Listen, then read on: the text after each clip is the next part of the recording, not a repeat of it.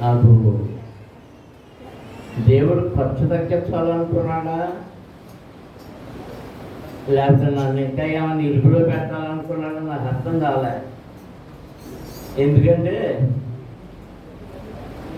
Bird flu కోళ్ళు అన్నీ చచ్చిపోతున్నాయి.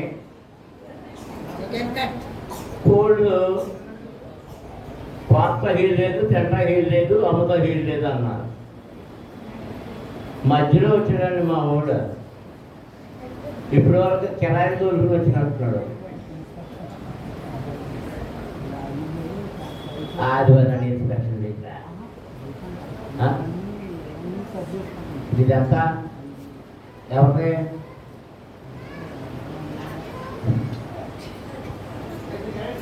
చూసారు? మా వాడికి ఎంత అనుమానం. లారీ అన్నానంటే ఇంటికి వెళ్ళాక ఇబ్బంది పోతాయి. మరి వజ్రమ్మ గారి కుటుంబం వాళ్ళలో, ప్రభాకర్ రావు గారి కుటుంబం వాళ్ళలో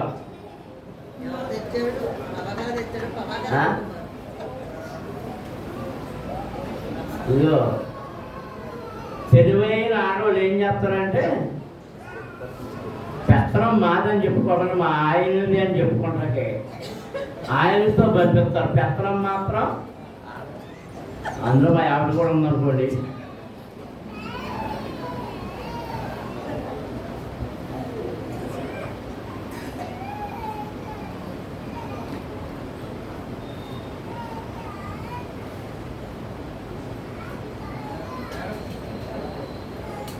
మరి ఇందులో బియ్యం ఉన్నారా?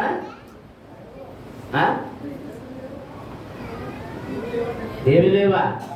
ఇంటితో సరిపెట్టేసావా?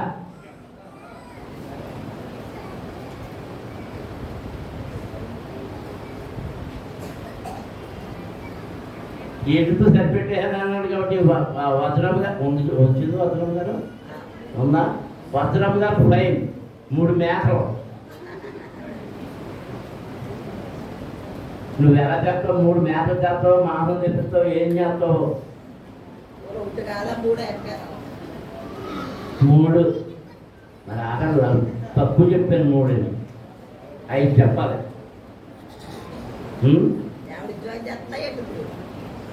ఉద్యోగం చేయకుండా 60 ఏళ్ళు వస్తున్నాయి. రిటైర్ అయిపోయాక పని చేయకుండా. మరి ఈ కోళ్ళు కోతవి ఆఖరికి వచ్చిన పాస్టర్ గారిని చేసేస్తారు స్పెషల్గా. పెద్దయ్య గారు వాళ్ళొస్తున్నా గుడ్లు కొనడానికి లేదు. అన్నీ నేనే ఏవో ప్లాన్లు చేస్తుంది. అది చూసాను కదా, మెసేజ్ పంపాను కదా. కోడి గుడ్లు ఎన్ని కావాలి, కోడి మాంసం ఎంత కావాలి, ప్రార్థన చేయండి అని. కొన్ని మీరు ఎవరైనా కనిపించి మేము ఎట్లా అంటారేమో అని చూస్తే ఏది లేదు. ఇంతేనా అని ఒకటి కొంతమంది ఉన్నారు. సరే మరి ఇప్పుడు అవి చేస్తున్నది లేదు. మరి మా చిన్నప్పుడు మీరు ఏం కోరరా అంటే మా స్నేహితులు మరి మీరు ఇప్పుడు మీ కాలం ఏమన్నారు మరి వంగ మాసం.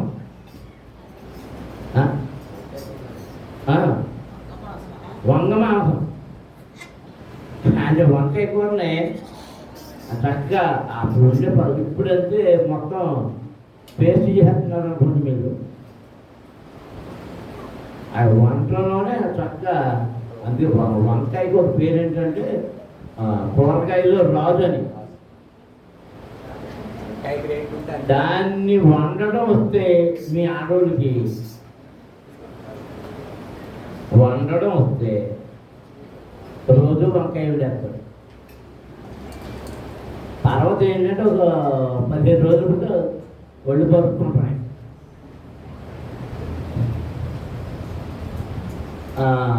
అలా మరి ఇప్పుడు ఏం కూరలు పెట్టాలో ఏం పెట్టాలో ఎక్కాక ఏం చేద్దాం?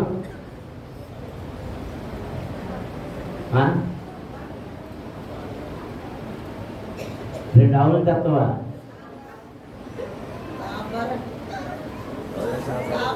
సాంబార్ అంతా 2 ఆవులు చెప్తానన్నా తినబడింది. సరే, దేవుడు ఏడుస్తుంది, వారికి పెడదాం. మరి చేపలన్నా దొరకాలి, మేఘమాకంత రేట్ ఎక్కువ, ప్రార్థన చేయండి. ఈ సంచులోనేమో కూలీలకు కూడా సరిపోయేటట్లేవు. మరి ప్రార్థన చేయండి.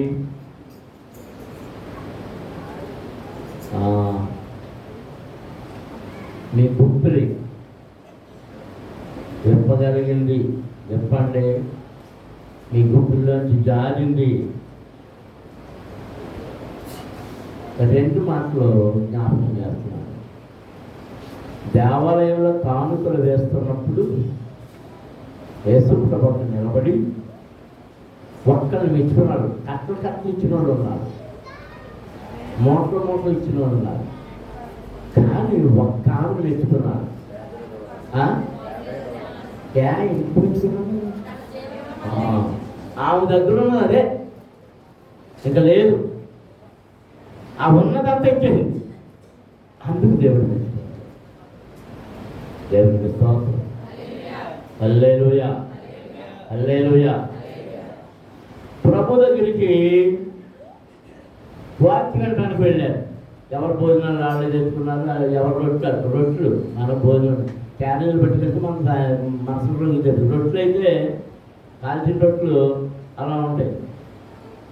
3 రోజులు ఉండిపోయారు. అంటే ముందు సిద్ధపడి వెళ్ళారన్నమాట కదా. ఒకవేళ లేనోళ్ళు వెళ్ళిపోయారు మధ్యలో, 3వ రోజు కూడా ఇదైపోతుంది. అరే 3 రోజుల నుంచి వీళ్ళు ఎక్కడే ఉన్నారు, వీళ్ళకి ఏమీ లేదు అని ప్రభు ఆలోచించాడు. వీళ్ళకి ఏమైనా పెట్టాలి అంటే మూరుకుంటూ వచ్చాడు. నువ్వు ఈ పంప ముంచుతో పంపుకున్నాను, తొందరగా పంపించేస్తామంటే విన్నావు కాదు. ప్రభు నన్ను వెళ్ళి కొనుక్కురండి అన్నాడు. ఎవరైనా అన్ని రొట్లు దొరకదు. ఇంత మంచి జనం ప్రియాన్ని పంపించేసినా వెళ్ళి కొనుక్కోటానికి కొట్టులు కట్టేస్తారు. పూర్వకాలం ఆరేటప్పటికి అన్ని మూసేసేవారు. కానీ దీపాలు లేవు, మరి దీపం పుట్టే కనుక అప్పుడు ప్రభు అన్నాడు, మీరే పెట్టండి అన్న. మా దగ్గర ఏమున్నాయ్యా? ఏమున్నాయి మీ దగ్గర ఏమున్నాయి అని అడిగాడు. ఒక పిల్లాడు తెచ్చాడు, అవి నీకమ్మని ఇచ్చాడు. 5 రొట్టెలు 2 చేపలు. ఎవరు తెచ్చారంట? ఎవరి కోసం తెచ్చాడు? ఎవరి కోసం తెచ్చాడు? తనకు తెచ్చుకున్నాడు. 2 రొట్టెలు అవన్నీ ఎవరికి ఇచ్చేసాడు? ప్రభుకి ఇచ్చేమని ఇచ్చేసాడు. అంటే కడుపు దేంతో నిండిపోయింది? యేసై మాటలతో నిండిపోయింది. అంటే వాడు ఉత్సాహంగా ఇచ్చేసాడు. వాళ్ళందరూ కూర్చోబెట్టారు. 50 మంది ఒక వరుస, 100 మంది ఒక వరుస అలా కూర్చోబెడితే, లైన్ కూర్చోబెడితే ఈ 12 మంది శిష్యుల్ని పిలిచాడు. 5 రొట్టెలు విడిచాడు. ఆ 2 చేపలు ఇద్దరికి ఇచ్చాడు. ఈ రొట్టెలను విరిచినప్పుడు 5 రొట్టెలు విరిస్తే ఎన్ని ముక్కలైనవి? 10 ముక్కలు అయినాయి. ఒక ముక్క అపుస్తుడికి ఇచ్చాడు, శిష్యుడికి పంచిపెట్టరా అన్నాడు. వెళ్ళి ఒక ముక్క తీసుకుంటాను అందరి దగ్గరికి వెళ్ళారు. విచిత్రంగా ఆ తీసుకున్న మొక్కల్ని తిన్నాక ఆడ మిగిల్చి మళ్ళీ పోసేశారు. ఎంత వచ్చిందంట? ఎలాగా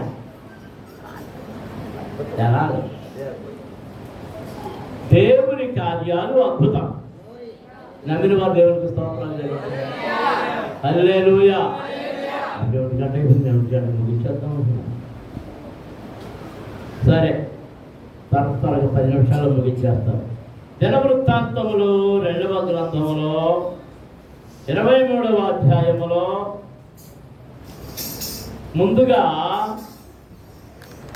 21వ వచనాన్ని చదువుకుందాం. దినవృత్తాంతములు 2వ గ్రంథము 23వ అధ్యాయము 21వ వచనం. దేశ జనులందరూ సంతోషించిరి, వారు అతల్యాను చంపిన తరువాత పట్టణము నెమ్మదిగా ఉండెను. కళ్ళు మూసుకొని ప్రార్థన చేసుకుంటాం. పరిశుద్ధుడు అయిన మా ప్రభువా, మా జీవాధిపతి, పరలోకపు తండ్రి, మీకు స్తోత్రములు చెల్లిస్తున్నాం. నీ కృపను బట్టి ఇప్పటి వరకు మీ సన్నిధిలో స్తుతించాము, ఘనపరిచాము, మహిమపరిచాము. మీ వాక్యమును ధ్యానము చేస్తుండగా మీ కృప దయచేయండి. బలహీనుడను నన్ను బలపరచండి. నా నాలుకను ముట్టండి, నా గుండెను ముట్టండి, నా దేహాన్ని ముట్టండి. నాలో నుండి మీ స్వరాన్ని నీ ప్రజలకు వినిపించండి. నన్ను మీ సిలువ చాటున దాయండి. నన్ను అభిషేకించండి ప్రభువా. అభిషేకించబడిన నీ వర్తమానాన్ని నీ బిడ్డలకు అందించి వినికిడిన ప్రతి ఒక్కరిని దీవించమని యేసు నామమున అడుగుతున్నాము తండ్రి, ఆమేన్. దేవునికి స్తోత్రం. హల్లెలూయా. నాకు మరుపు వచ్చి అనేకమైన మాటలు మర్చిపోతున్నాను. మరి మంగళవారం నుండి సభలు కనుక మీ పిల్లలు ఎక్కడెక్కడ ఉన్నారో మీ పిల్లల్ని, కొడుకుల్ని, కోడల్ని, మనవల్ని, మనవరాల్ని, అలాగే కూతుర్ని, అల్లుల్ని, మనవల్ని, మనవరాల్ని అందరినీ సభలకు రమ్మని మరోసారి చెప్పండి. నేను చెప్పమన్నానని చెప్పండి. మిమ్మల్ని పిలవమని ప్రత్యేకంగా చెప్పానండి. అందరూ సభలకు రావాలి. మీరు అక్కడ ఏమి భోజనాలు పెట్టక్కర్లేదు. ఇక్కడ సిద్ధంగా ఉంటే కనుక మీరు ఆ పిల్లలు వాళ్ళందరూ ఇక్కడ భోజనాలు చేయవచ్చు. మీరు కూడా ఇక్కడే భోజనాలు చేయవచ్చు. అలాగే పగటి సమయం అంది, రాత్రి సమయం అంది, కానీ మీ చుట్టూ ఉన్న వాళ్ళందరినీ రమ్మని పిలవండి, వారిని తీసుకురండి. దేవుని వాక్యాన్ని వినడానికి వారిని ప్రోత్సహించండి. మీ పిల్లలు తప్పకుండా వచ్చి పాలు పొంది సంఘములో వారు సంఘ సభ్యులుగా ఆశీర్వాదాలు పొందుకునేటటువంటి స్థితిని వారికి నేర్పండి.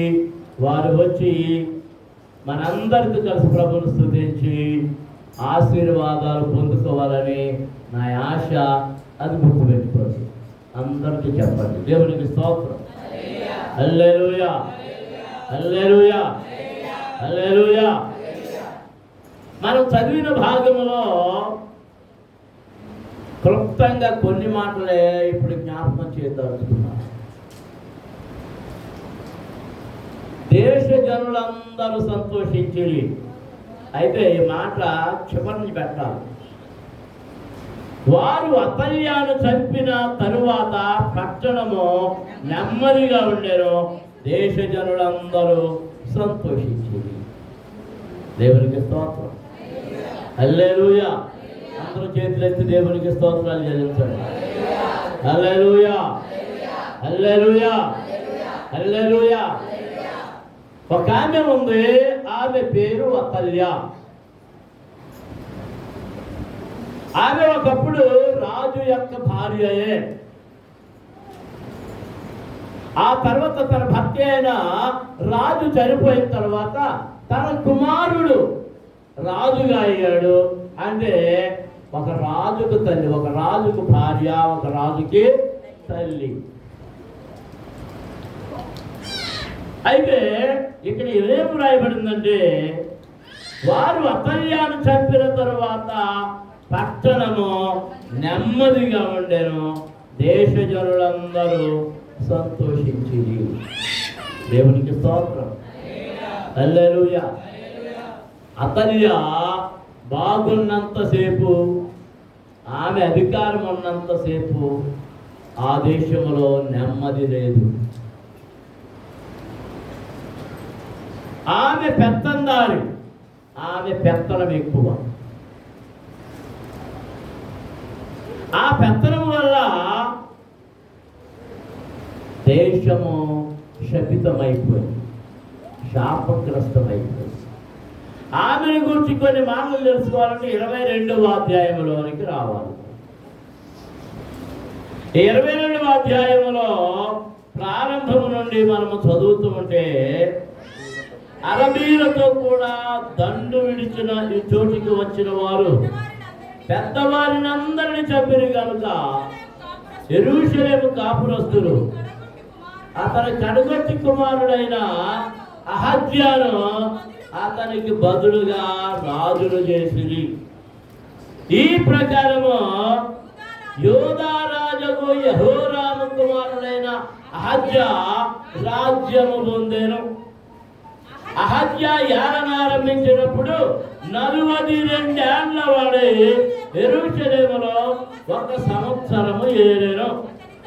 అతని తల్లి ఒమ్రీ కుమార్తె, ఆమె పేరు అతల్య. కొడుకు పేరు ఏం పేరు? ఆమె ఎవరి తల్లి? కొడుకు పేరు ఏం పేరు అంటే అర్థం అవట్లే. ఆమె ఎవరి తల్లి? ఆమె అహజ్యా తల్లి. అహజ్యా తండ్రి ఎవరు? యెహోరాము. అర్థమవుతుందా? యెహోరాము భార్య ఈ అతల్య. యెహోరాము దేవుని దృష్టిలో చెడు నడత నడిచాడు. ఎవరి దృష్టిలో? చెడు నడత నడిచాడు. దేవుని పిల్లలారా, మనుషుల ఎదుట మన నడత నచ్చచ్చు కానీ ఎవరికి నచ్చాలి? మన నడత దేవునికి నచ్చాలి. ఈ యెహోరాము దేవునికి అయిష్టమైన కార్యములు చేశాడు. దేవునికి విరోధమైన కార్యములు చేశాడు. ఎలాంటి కార్యములు అంటే అతని పితరుడైన ఆహాబు చేసిన వాటి వలె, యెజెబెలు చేసిన వాటి వలె అతడు దేవునికి విరోధముగా ప్రవర్తించాడు. దేవునికి స్తోత్రం. ఆహాబు అతని భార్య యెజెబెలు ఏంటి విరోధంగా ప్రవర్తించాడు? యెజెబెలు తన ఇంటి నుండి విగ్రహములను తెచ్చి దేశము నిండా విగ్రహములు స్థాపించి అక్కడ బయలు ప్రవక్తలను పెట్టి దేశమంతా ఏం వ్యాపింపజేసిందంటే విగ్రహాలు. దేవుడు ఏ విగ్రహాన్ని ఒప్పుకోలేదో వాటిని దేశమంతా ఆమె పెట్టింది. ఆ సమయంలోని ఏలియా వచ్చి పోరాడినప్పుడు ఏలియాను కూడా చంపాలని ఆమె సిద్ధపడింది. ఏలియా బయలుదేవతల ప్రవక్తలతో పోరాడి నిజదేవుడైన యెహోవాను గూర్చి వారికి తెలియచెప్పాడు. ఆ బయలు ప్రవక్తలందరినీ అక్కడ విసరబడిన సవాలు ప్రకారంగా ఖడ్గము చేత చంపించేశాడు. దేవునికి స్తోత్రం. తాను తీసుకొచ్చిన బయలు ప్రవక్తలను చంపించాడని ఎవరి మీద పగబట్టిందంటే దైవ సేవకుడైన ఏలియా మీద పగబట్టింది యెజెబెలు. ఎవరి మీద? ఈ సంగతి మీరు గమనించాలి. ఖచ్చితమైన మోమాటము లేని దేవుని సేవకుల మీద పగబట్టేవారు అనేక మంది ఉన్నారు. పురుషులు ఉన్నారు, స్త్రీలు ఉన్నారు. యెజెబెలు తనకు నచ్చినట్టుగా నడవాలని ఆమె ఆశ. తన ఇంటి నుండి పుట్టింటి నుండి తీసుకొచ్చింది దేవతల్ని. మా ఆయన ఆ దేవతల్ని పూజించాలి, మా దేశంలోని ప్రజలందరూ ఆ దేవతని పూజించాలి. ఇది ఆ నిర్ణయం. మన సంఘములలో ఒక సంఘం ఇలాగే పాడైపోయింది. ఒక కుటుంబం చాలా మంచి కుటుంబం, రక్షించబడ్డారు, కుటుంబం అంతా రక్షించబడ్డారు, చక్కగా సంఘంలో నడుస్తున్నారు, నడిపిస్తున్నారు. ఇది దేవుని మాట అంటే దాన్ని మీరేవారు కాదు, చాలా చక్కగా ఉండేవారు. అలాంటి కుటుంబంలోనికి కొత్తగా ఒక కోడలు వచ్చింది. బాప్తిసం పొందినామే. కానీ ఆమె వచ్చిన సంఘము వేరు కనుక ఆ సంఘపు పద్ధతులన్నీ సంఘంలో పెట్టడానికి ప్రయత్నం చేయడం మొదలుపెట్టింది.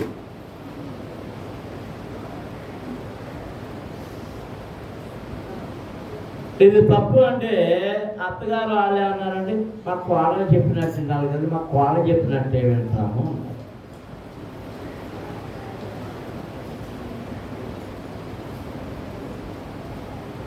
వీళ్ళందరూ చక్కగా వస్తువులు తీస్తారు, అన్ని తీస్తారు. కోడలు వచ్చింది, కోడలతో పాటు వచ్చినాయి అంటే వస్తువులు వచ్చినాయి, వస్తువులతో పాటు అన్నీ మెల్లిగా వచ్చింది. నామకార్థ క్రైస్తవ్యం వారిలోని ప్రవేశం, పెత్తనం కావాల్సి వచ్చింది. రకరకాల ఆలోచనలు ప్రవేశమైనవి. ఏమైందంటే వారు సంఘానికి దూరం అయిపోయారు, చల్లా చెదురైపోయారు. వాళ్ళకి అన్నదమ్ములకి వాళ్ళకి ఒకరికొకరికి పడని స్థితిలో చాలా చికాకుగా ఉన్నారు. వాళ్ళకి జ్ఞాపకం వచ్చినప్పుడల్లా నా హృదయం చాలా దుఃఖంతో వేదనతో నిండిపోవాలి.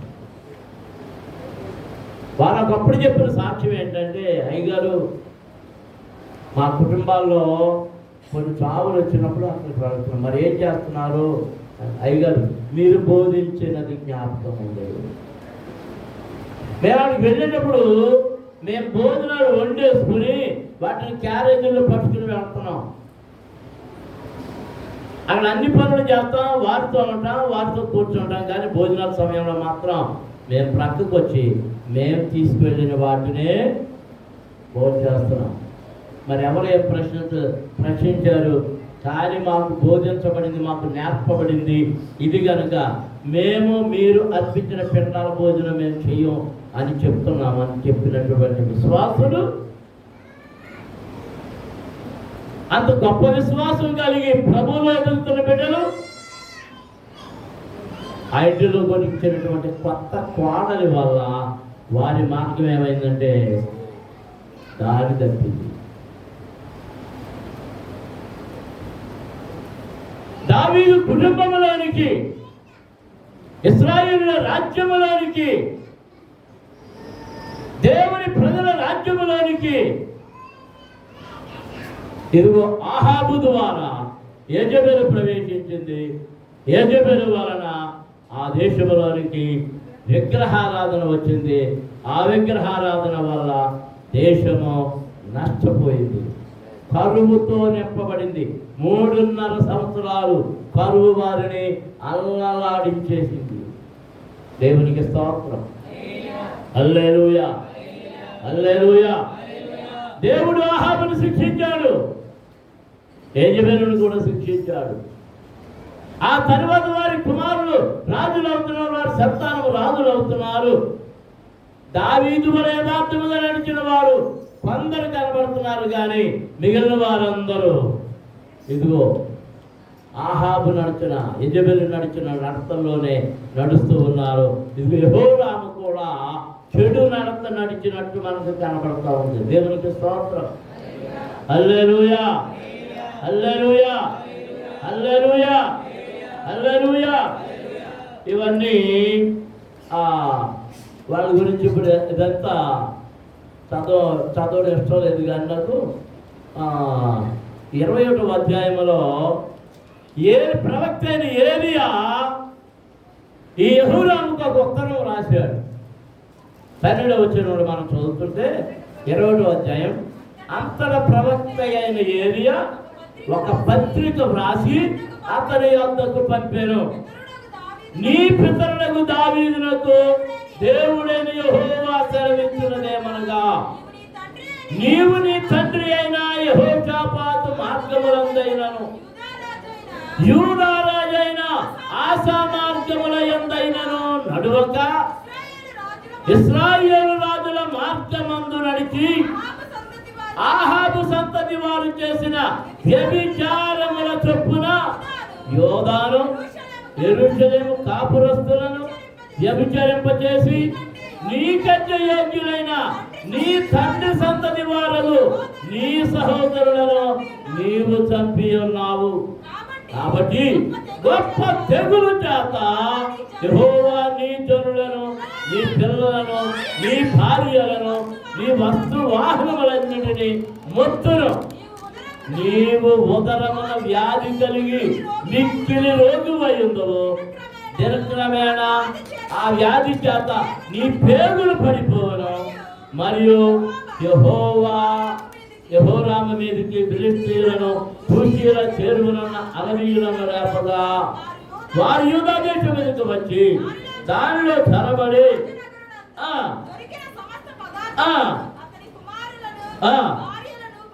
పట్టుకొని పోయేది. అతని కుమారులను కనిష్ఠుడైన యెహోయాహాజు తప్ప అతనికి ఒక్క కుమారుడైనను విడువబడలేదు.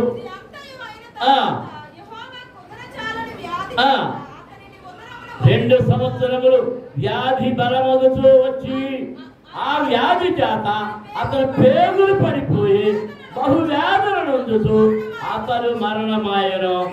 అతని జనులు అతని పితరులకు చేసిన ఉత్తర క్రియలు చేయలేదు. ఇది మీరు మామూలుగా బైబిల్ చదివేసి ఉంటారు, కానీ దాని అర్థమై ఉండదు. ఇదిగో యెహోరాముకు ఏలీయా ద్వారా వర్తమానం వచ్చింది, నీవు ఆహాబు చేసినట్టు చేస్తున్నావు గనక ఆసా చేసినట్టయినను అతనికి ముందున్న యెహోషాపాతు మార్గములలో గాని యోధారాజైన ఆసా మార్గములలో గాని నీ పితరుడైన దావీదు మార్గములలో గాని నీవు నడువక. ఎవరి మార్గములలో నడుస్తున్నావు? ఆహాబు యొక్క మార్గములలో నడుస్తున్నావు. ఎవరి మార్గములు? ఆహాబు దేవునికి విరోధి. ఆహాబు భార్య అతనిని దేవునికి విరోధిగా మార్చింది. అందుకని నీ మీదికి కష్టములు వస్తాయి, నష్టములు వస్తాయి, బాధలు వస్తాయి, వ్యాధులు వస్తాయి, సమస్తము కోల్పోతావు. నీ ఆస్తులు కోల్పోతావు. నీ కడుపులో జబ్బు పడుతుంది. ఆ కడుపు జబ్బు వలన నీ లోపల పేగులు కుళ్ళిపోతాయి. ఆ కుళ్ళిపోయిన పేగులు బయటికి వచ్చేస్తాయి.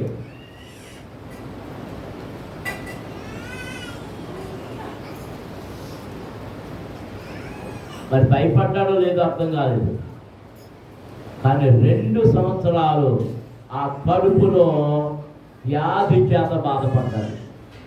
ఎన్ని సంవత్సరాలు? 2 సంవత్సరాలు. పేగులు కుళ్ళిపోయినాయి. కుళ్ళిపోయిన పేగులు బయటకు వచ్చేసి, మరి వాంతులు వచ్చేసినాయో, ఎలా వచ్చేసినాయో, పగిలి వచ్చేసినాయో, ఆ పట్టపగిలి వచ్చేసినాయో బయటకు వచ్చేసి చనిపోయాడు. ఎవరు చెప్పండి?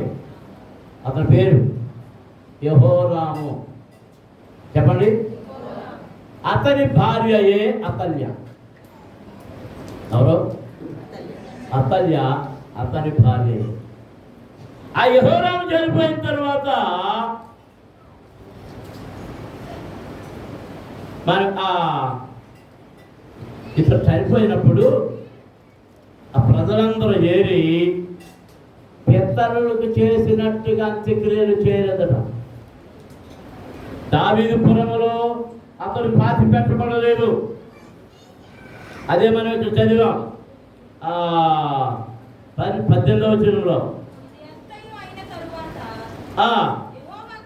యెహోవా కృతన చాలని వ్యాధి చేత అతని ఉదరమున ముట్టినందున 2 సంవత్సరములు వ్యాధి బలమగుతూ వచ్చి ఆ వ్యాధి చేత అతడు పేగులు పడిపోయి బహు వేదన నొందుతూ అతడు మరణమాయను.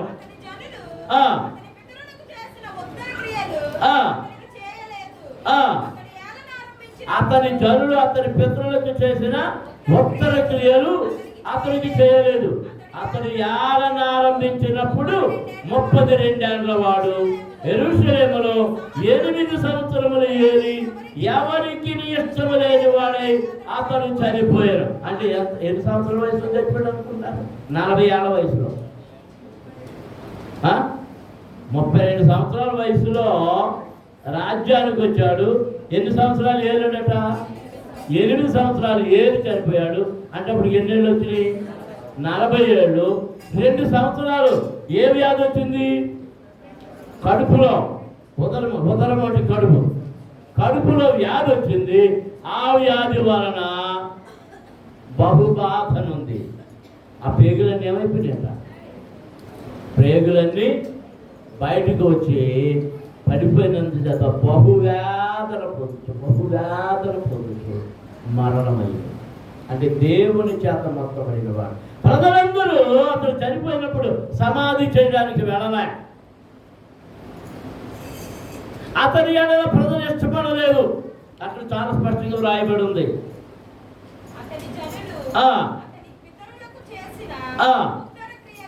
అతనికి చేయలేదు. 32 ఏళ్ల వాడు. ఎవరికి ఇష్టము లేని వాడై అతను చనిపోయాడు. ఏంటి? ఎలా చనిపోయాడ? ఎవరికి ఇష్టము లేని వాడై అతను చనిపోయాడు. అంటే ఎవరికి ఇష్టం లేని పనులు చేశాడు.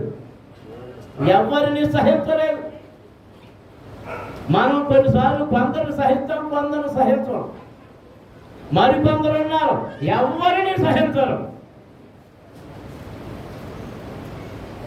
మీరు ఏమనుకోండి, ఇప్పుడు ఆడపిల్లలు మంచిదే. కానీ మేము నా చిన్నప్పుడు కొంతమంది ఆడపిల్లలను చూశారు. దారంకి వెళ్ళి ప్రతిదానికి పేరు వెళ్తాడు. ఎవరో ఈ ఆడవాళ్ళు తన వయసు ఉన్న వాళ్ళకి పేరు వెళ్తాడు. అది చూడు ఎంత కాకి నవ్వ, ఇది నల్లగానే వస్తుంది.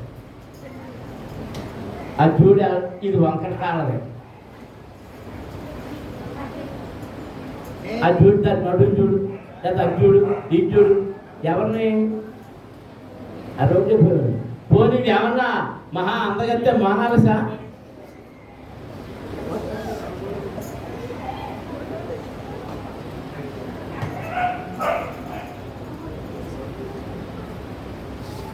మీరు అందరూ వెనక్కి ఎందుకు చూస్తున్నారు?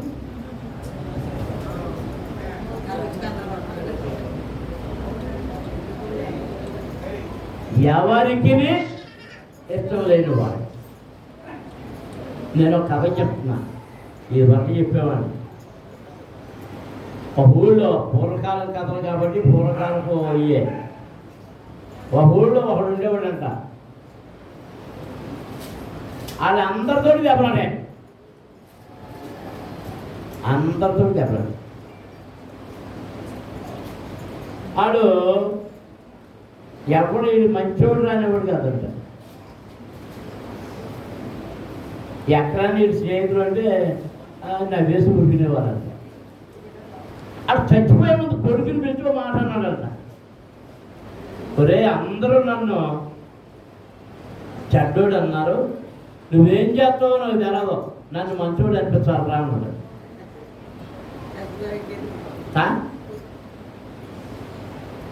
సరే చచ్చిపోయాడు, చెప్పేటేరు, అన్నీ అయిపోయినాయి. మా నాన్న అందరూ చెడ్డోడు అన్నారు, నన్ను మంచోడు అనిపించాలి, ఏం చేయాలా అని ఆలోచించి ఇది దొడ్డుకొచ్చి వెళ్ళి నూతి దగ్గర నూతి పళ్ళ మీద కూర్చున్నాడు. అప్పుడు అంట మొదలెట్టంటే నాన్న అయ్యేవరా ఆ నూతికి దూరంగా కూర్చోడు, ఏకంగా నూతి పళ్ళ మీద కూర్చుంటున్నాడు. నా మాట అర్థమైందా? దేశములో ఎంత దేశం ఉందో, ఎన్ని లక్షల మంది ప్రజలు ఉన్నారు, ఎవరికి నీ ఇష్టము లేకపోయేను.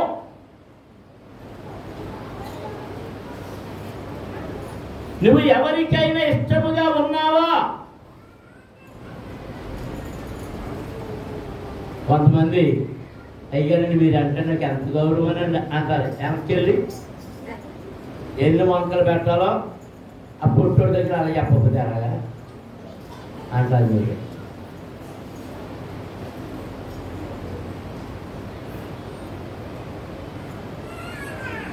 కొన్నిసార్లు కొందరికి ఇష్టం కాకపోవచ్చు కానీ కొందరికి ఇష్టమయ్యేది.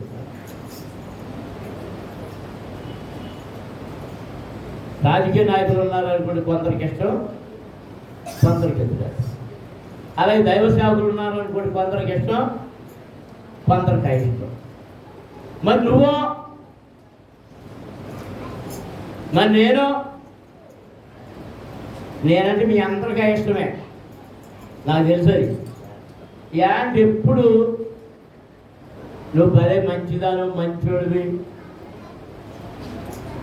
అని ఎప్పుడన్నా ఎవరన్నా మెచ్చుకున్నా? ఇది మొహానికి ఎప్పుడు మెచ్చుకుంటమే లేదు.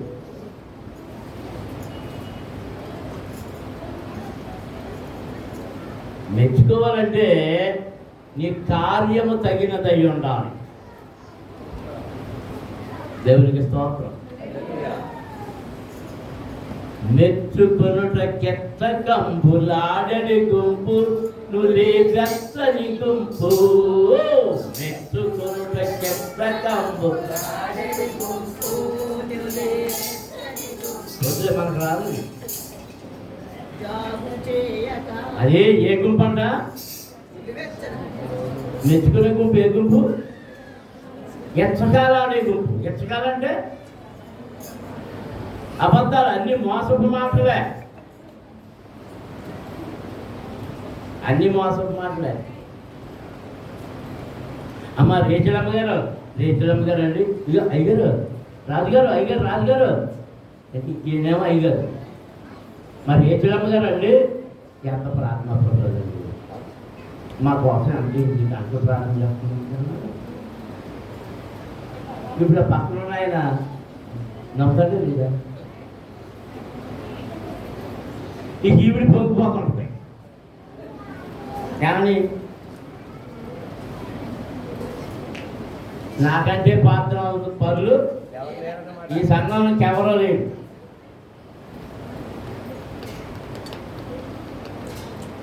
ఇచ్చకాలు, మెచ్చుకోళ్ళు అంటే ఇచ్చకాలు. మెచ్చుకోళ్ళు, ఇచ్చకాలతో వచ్చిన మెచ్చుకోళ్ళు నీకు దీవెన దేవు. నీకు కలిగిన గద్దెంపును బట్టి నీవు సరి చేసుకుంటే నీకేం కలుగుద్ది అంటే మేలు కలుగుద్ది. దేవునికి స్తోత్రం. అలాంటి యెహోరాము భార్య ఈ అతల్య, అలాంటి యెహోరాము కుమారుడు ఈ అహజ్యా. వీడు ఏలనారంభించినప్పుడు ఎన్ని సంవత్సరాల వయసు అంట? 42 ఏళ్ళు. 1 సంవత్సరం ఏరాడు. వీడు 1 సంవత్సరం ఏరాడు.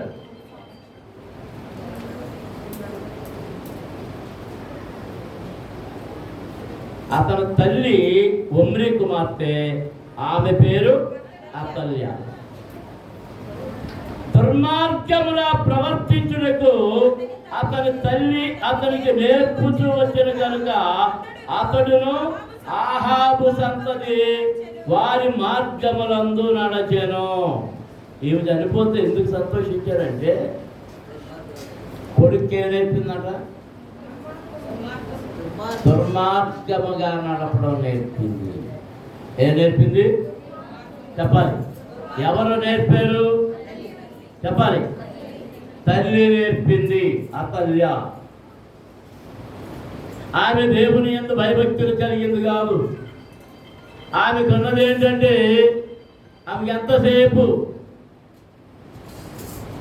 అధికారం కావాలి, అధికారం కావాలి. వీడి తర్వాత చనిపోతే ఆ వాడి కుమారుడిని అడ్డం పెట్టుకుని ఈమె పరిపాలన చేసింది. కుమారుడు ఉన్నప్పుడు కూడా ఈమె పరిపాలన చేసింది. ఏమి నేర్పింది? దుర్మార్గముగా. దేవుని పిల్లలారా, సంఘము, మీరు రక్షణ పొందిన సంఘము మీ తల్లి. మీ తల్లి అనబడి నీ సంఘము మీకేమి నేర్పుతుందో? మార్గాన్ని నడుపుతుందా, సన్మార్గాన్ని నడుపుతున్నదా? సన్మార్గములో నడిపే సంఘము శ్రేష్టమైన సంఘము. భయము నేర్పుద్ది, భక్తి నేర్పుద్ది, ప్రార్థన నేర్పుద్ది, వినయము నేర్పుద్ది, విధేయత నేర్పుద్ది, లోబడి ఉండడం నేర్పుద్ది, పరిచర్య నేర్పుద్ది, పవిత్రత నేర్పుద్ది, యథార్థముగా ఉండడం నేర్పుద్ది. నువ్వేమి నేర్చుకుంటున్నావు? కొన్ని సంఘాల్లో ఈ రోజున ఏమి నేర్పబడుతుందంటే దశంభాగాలు ఇయ్యక్కర్లేదని నేర్పేవారు, పరిచర్య చెయ్యక్కర్లేదని నేర్పేవారు, పరిచర్య పేరుతో పాదిరి గారు పాదిరమ్మ గారు పాలేరుతనం చేయించుకుంటున్నారు అని నేర్పేవారు. నువ్వు పాలేరుతనం అనుకుంటే పాలేరుతనమే, అది దేవుని దీవెన అనుకుంటే దేవుని దీవెన. నమ్మిన వారు దేవునికి స్తోత్రాలు చేయించారు. హల్లెలూయా, హల్లెలూయా. 40 సంవత్సరాలు పైగా 40 సంవత్సరాలు యెహోషువ మోషేకు పరిచర్యలో సహకరించుకు వెళ్ళాడు. బాలుడైన సమూయేలు ఏలీకి దేవునికి పరిచర్య చేస్తూ ఉన్నాడు. ఎలీషా గొప్ప కుటుంబంలో నుండి వచ్చాడు. ధనవంతుల కుటుంబం, జమీందారీ కుటుంబంలో నుండి వచ్చాడు. బహైశ్వర్యము కలిగి భూములు కలిగిన కుటుంబంలో నుంచి వచ్చాడు. దైవజనుడైన ఏలియా వెనక్కి వెళ్ళి ఏలియాకి ఏం చేశాడట? చేతుల మీద నీళ్లు పోస్తూ ఉంచాడు, పరిచారం చేస్తుంటే.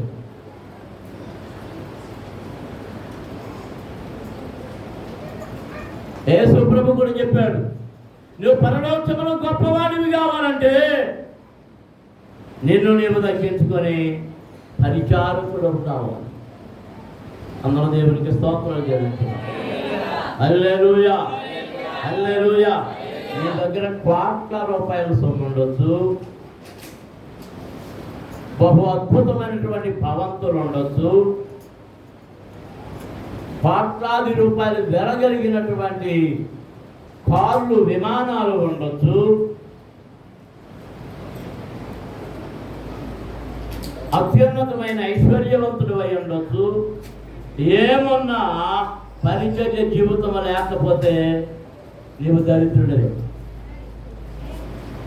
ఇవేమీ లేకపోయినా ఎవరైతే పరిచర్య జీవితం కలిగి ఉంటారో వారు బహుధనవంతులు దేవుని దృష్టిలో. దేవునికి స్తోత్రం. హల్లెలూయా, హల్లెలూయా, హల్లెలూయా. ఆమె యథార్థ తన కుమారుణ్ణి దుర్మార్గముగా నడవడం నేర్పింది కనుక అతను అట్లాగే నడిచాడు, ద్రోహ కార్యాలు చేశాడు. ఆమె యొక్క అక్రమములను బట్టి ఆమెను చంపినప్పుడు అందరూ సంతోషించారు, అందరూ సంతోషించారు. ఆమె చచ్చిన తర్వాత దేశంలో ఏమి కలిగిందట? నెమ్మది. అంటే ఆమె ఉన్నంతకాలం, ఆ బ్రతుకున్నంతకాలం ఏం జరిగింది? అందరికీ తుంపులే, అందరికీ తుంపులే, అందరికీ కలహాలే, ఎవరి మీద మంచి మాట చెప్పలే. రాజు మంచోడని గంగరాజు గారికి చెప్పలే, గంగరాజు గారు మంచోడని రాజుగారికి చెప్పలే. ఆయన అంత చెడ్డోడు లేడని రాజుగారికి చెప్పాడు, రాజుగారు అంత చెడ్డోడు లేడని గంగరాజు గారికి చెప్పాడు. వీళ్ళిద్దరు ఎంత చెడ్డోళ్ళు అని రాజుబాబు గారికి వెళ్ళి చెప్పాడు. వీళ్ళ ముగ్గురు ఎంత చెడ్డోళ్ళు అని అక్కడున్న మోహన్ కృష్ణ అని ఆయన పేరు, ఏఆర్ కృష్ణ గారికి చెప్పాడు. ఈ నలుగురు ఎంత చెడ్డోళ్ళు అని మళ్ళీ అక్కడికి వచ్చి చెప్పాడు, మధుబాబు గారి దగ్గరికి వచ్చి చెప్పాడు. వీళ్ళంత దుర్మార్గులు లేరని అక్కడ చెప్పాడు. మళ్ళీ ఈ కొల్లి నాగమణ దగ్గరికి వచ్చి చెప్పాడు. పులినాగమని ఎంత ఎలాంటిదో తెలుసమ్మా మీ చెల్లెలే కానీ ఎవరికి చెప్పాడు వెళ్ళి ఆ మోహన్ కూర్చున్న కుమారికి చెప్పాడు. నన్ను కాటుతో కూర్చున్నాను అంటుంది, కాళ్ళు ఆపుతుంది, ఏం చేస్తుంది, నిద్రైందా కుమారే జగపతి కుమారే నిన్నే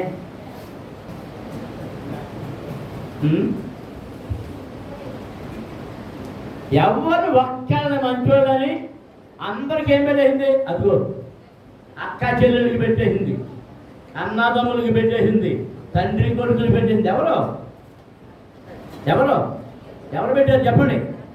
అతల్య అతల్య. సంఘంలో విశ్వాసులకి, సంఘానికి, విశ్వాసులకి, కాపరికి, ఆఖరికి పాత్రగారికి, పాత్రగారికి మధ్యలో కూడా అతల్యాలు ఉన్నారు. జాగ్రత్త. అతల్యాలు ఉన్నంత కాలము సంఘం క్షేమంగా ఉండదు. అతల్యాలు ఉన్నంత కాలము దేశంలో నెమ్మది లేదు. ఎవరి హృదయాలు మంచిగా లేవు.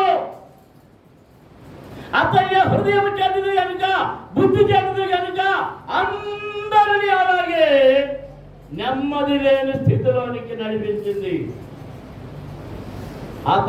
ఆమె అతల్య మరణము నందినప్పుడు మొట్టమొదటి దేశం ఏమైంది? నెమ్మది పొందింది. జనులందరూ ఏం చేశారు? సంతోషించి మోకరించండి, ప్రార్థన చేస్తున్నాం. అందరం స్తోత్రాలు చెల్లించుదాం, అందరూ స్తుతించండి. దేవుని దగ్గర మీరు అడగవలసినది, ప్రభువా అతల్య లక్షణము నాలో ఉన్నదేమో